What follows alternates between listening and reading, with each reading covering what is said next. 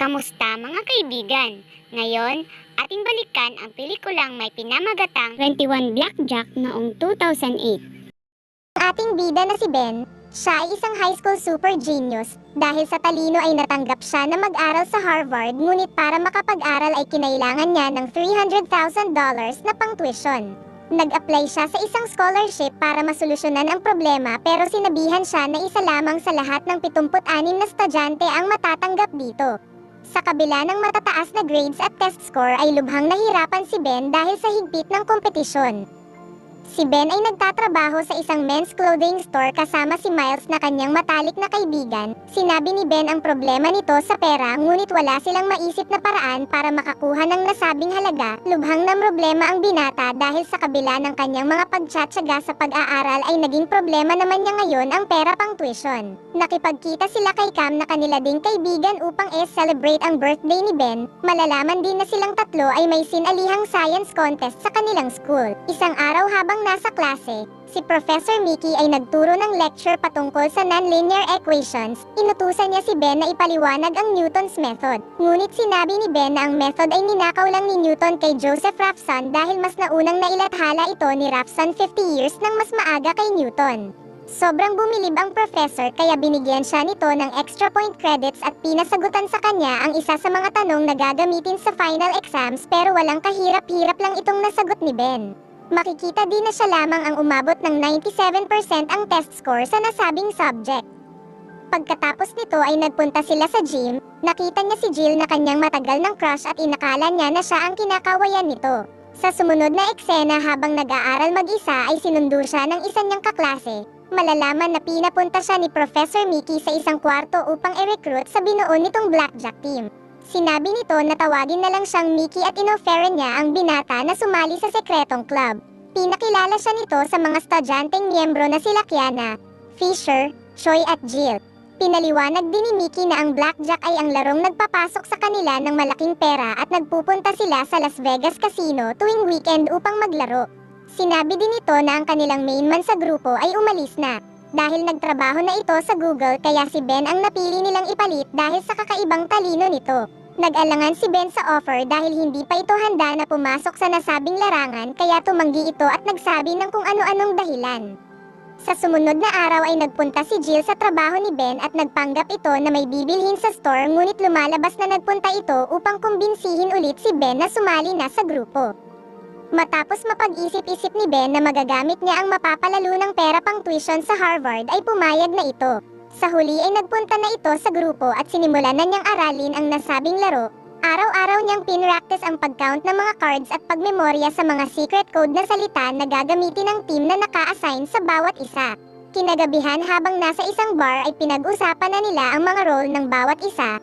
Sila Kiana, Choi at Jill ang mga magsisilbing spotter at uupo sila sa mga iba't ibang blackjack table upang tumaya ng maliit na halaga at palihim na mag-count ng cards. At sila Ben at Fisher naman ang magiging main mans upang tumaya ng malalaking pera pagkatapos nilang makakuha ng kanilang secret code sa mga spotters na kanilang minemorya.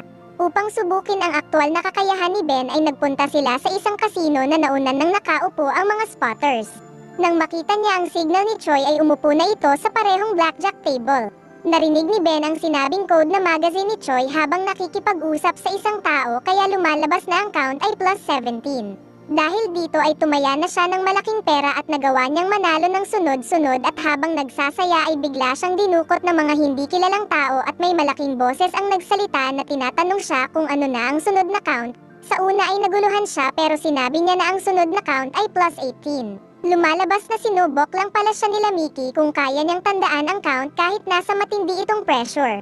Sa sumunod na araw ay nagpunta na sila sa Las Vegas. Tumuloy sila sa isang hotel kung saan binigyan sila ng bagong identity card ni Mickey. Inutos din nito na umarte lang sila na hindi kilala ang bawat isa at kumuha ng bote ng alak na may lamang tubig upang magpanggap na lasing, nang sa gayon ay hindi sila paghinalaan ng mga bantay sa casino. Nang nasa isa na silang casino ay nakita na ni Ben ang signal ni Kiana habang nasa kabilang table naman sila Fisher at Choi. Nang makaupo si Ben ay agad siyang kumuha ng casino chips sa halagang $10,000 at nang uminom si Kiana ay nagsabi ito ng sobrang tamis na may kahulugan na ang bilang ng card niya ay plus 16, kaya tumaya si Ben sa halagang $2,000. Nang lumabas ang resulta ay nanalo na agad ito ng $4,000 at ng mga sumunod na rounds pa ay tuloy-tuloy pa rin ang panalo nito. Dahil na rin sa talino niya at saklo na binibigay sa kanya ng mga spotters ay nagawa niyang manalo agad ng napakalaking halaga. Lubhang nagulat si Fisher sa performance ni Ben at tila naiinggit ito. Kinaumagahan ay binisita siya ni Jill upang ihatid ang parte niyang pera. Sinabi din nito na sobrang napabilib niya ang grupo at nalagpasan niya si Fisher noong baguhan pa lang ito noon. Sa sumunod na eksena habang nagmi-meeting ang grupo ay nagalit si Mickey kay Fisher dahil sa sunod-sunod na talo nito kagabi kahit pa sinenyasan na siya ng mga kasama nila. Agad na nangatwiran si Fisher na minalas lang siya kagabi at siniwerte lang si Ben sa una nitong salang sa kasino. Pero sagot ni Mickey na dapat nitong tanggapin ang kamalian bilang tunay na lalaki. Nang makauwi si Ben sa dorm ay agad nitong inayos ang mga pera niyang nakuha sa ginawa nilang paglalaro sa kasino at dahil sa dami ay nilagay niya ito sa kisame ng kwarto. At nang pumasok bigla sila Miles at Cam ay nagpanggap ito na tumatalon sa kama. Tinanong din nila Miles kung saan ito nagpunta noong nakaraang linggo at nagpalusot si Ben na bumisita siya sa kanyang kamag-anak. Pagkatapos nito ay nagpunta sila sa isang bar at dito ay nakita niya si Jill, kaya inalok niya ito ng beer. Sila Miles at Cam ay nagulat nang makita na tila close na ang dalawa at nagsuspetsya sila na si Jill ang kasama nito noong nakaraang linggo. Nang papauwi ay inihatid ni Ben si Jill. Habang nasa tren ay nagkwentuhan sila at lumalabas na sobrang humahanga na pala si Jill noon pa man kay Ben dahil sa pagiging genius nito. Nang sinubukang halikan ni Ben ang babae ay itinulak siya nito at doon ay nagsimulang maging awkward ang sitwasyon. Pinaliwanag ni Jill na hindi pa siya handa sa mga ganitong bagay habang nagtatrabaho sila para sa grupo. Lumipas pa ang ilang mga buwan mula sa paglalaro sa iba't ibang kasino sa Las Vegas ay kumita na si Ben ng 1 milyon. Kanyang inenjoy ang marangyang buhay na ngayon niya lang naranasan na hindi niya nakamit noong nagtatrabaho siya sa store. Sa Boston ay isa lamang siyang genius na walang pera pero sa Las Vegas ay kaya niyang maging kung ano man ang gustuhin niya at pakiramdam niya ay wala nang makakapigil sa pag-angat ng buhay niya. Hanggang sa isang araw, isang head ng security na si Cole na tauhan ng mga negosyanteng mafia sa kasino ay matagal na palang minomonitor ang grupo nila Ben at naghahanap lang ng tiyempo at ebidensya sa kanilang ginagawa. Samantala, sila Ben ay patuloy sa pagpapakasarap sa mga pera niyang napalalunan at nakuha niya pang mag-organisa ng magagarbong party. Dahil dito ay mas lalong nainggit si Fisher kay Ben at isang gabi habang nasa kasino ay lumapit ito kila Ben at nagsimulang magsalita na kilala niya si Ben. Dahil dito ay lalong nagduda si Cole habang pinapanood ay napansin niya din na sumusugal lang ng minimum si Kiana at si Ben naman ay naglalapag lang ng taya pagkatapos nitong magbigay ng signal. Kaya agad na sumugod sila Cole ngunit nakatakas sila Ben nang magsimulang gumawa ng gulo si Fisher dahil sa inggit nito. Nang makapunta sa isang bar sa lugar ay inalis na agad ni Mickey si Fisher mula sa grupo. Namroblema din ito kung paano pa nila may pagpapalit ang mga casino chips dahil sa pagkakabuking ng modus nila. Agad namang swestyon ni Ben na utusan na lang nila ang mga dancer para dito. Pagkatapos nito ay pinagsaluhan nila Ben at Jill ang gabi ng magkasama. Sa huli papayag din naman pala siya. Dahil sa bagong buhay ni Ben ay nakalimutan na niya ang kanyang mga kaibigan at ang kanilang sinalihang contest sa school. Nang makipagkita siya sa mga ito ay nagkamali siya ng dinalang materials para sa contest. Sinabi ng mga ito na sila na lang ang bahala sa contest at gawin na niya ang mga pinagkakaabalahan niya. Dahil dito ay hindi makapag-focus si Ben sa sumunod nilang laro sa ibang kasino. Nakalimutan niya din ang mga signal ng kasama niya at dahil dito ay napatalo niya ang perang nagkakahalaga ng $200,000. Lubhang nagalit si Mickey dahil sa nilaro ngayon ni Ben. Nagulat ito kung bakit bigla na lang natalo ang genius na si Ben. Bago umalis ay sinabi nito na dapat niyang bayaran ang $200K na pinatalo nito. Dahil dito napagdesisyonan ng mga kasama nila Ben na maglaro ulit sa kasino gamit ang kanilang mga sariling pera kahit wala si Mickey. Dahil ayon sa kanila ay makakaya naman nilang kumita kahit wala ang tulong ng mukhang pera nilang boss. Agad na bumalik ang grupo sa kasino at nagsimulang maglaro. Ngunit sa isang sulok ay tinrider sila ng mismo nilang boss at isinumbong sila nito kay Cole. Dahil dito ay agad na pinuntahan nila Cole sila Ben. Kanilang dinakip si Ben at dinala sa isang bodega.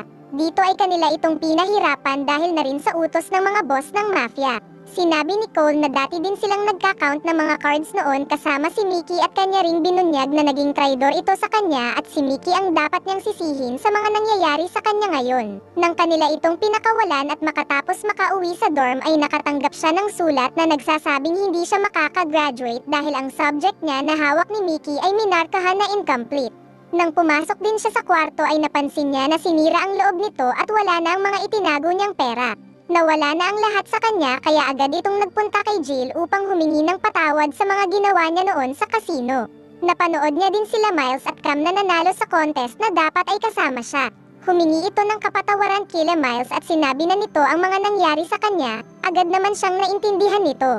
Nang sumunod na eksena ay nakipagkita siya kay Mickey at nakiusap ito na maglaro silang muli upang mabawi ang utang niya dito. Sa pagkakataong ito ay si Ben naman ang spotter at si Mickey ang big player para kumita ito ng malaki. Habang nasa kasino gamit ang kanilang sinuot na mga pang-disguise ay nanalo sila ng sunod-sunod at umabot ito sa $640,000 at muli nahuli sila sa camera kaya hinabol agad sila nila Cole. Agad na nagsignal si Jill at kanilang nilagay sa plastic bag ang mga chips bago umalis. Nakipagpatintero sila sa mga slot machines habang hinahabol ng security. Agad na kinuha naman ni Mickey ang bag kay Ben at nagawa nitong makasakay sa isang kotse. Sobrang saya ni Mickey dahil akala niya ay nakuha niya ang lahat ng pera ngunit sa huli nalaman niya na peke ang mga chips na nasa bag. Lumalabas na ipinagpalit pala ni Ben ang bag ng chips sa isang peking bag habang tumatakbo at malalaman din na patibong lang pala itong lahat nila Cole upang mahuli si Mickey dahil si Mickey pala ang kanilang tina-target noon pa man. Ginamit ni Cole si Ben kapalit ng perang pangako sa kanya nito at pumayag din naman agad si Ben dito para na rin makapaghiganti sa pangtatraidor ni Mickey sa kanila. Pero sa huli ay isinauli ni Ben ang pera dahil ayon sa kanya ay kaya niyang gumawa ng sariling pera gamit ang kanyang sariling kakayahan. Sa isang eksena ay makikita na dinala din si Mickey sa nasabing bodega. Sa pagtatapos ay napagtanto nila Ben na hindi matutumbasan ng kahit anumang pera ang mga nabuo nilang samahan at pagkakaibigan. Sa huli ay nagawa na niyang makapasok sa inaasam niyang paaralan. At dito nagtatapos ang ating recap. Maraming salamat po sa panunood.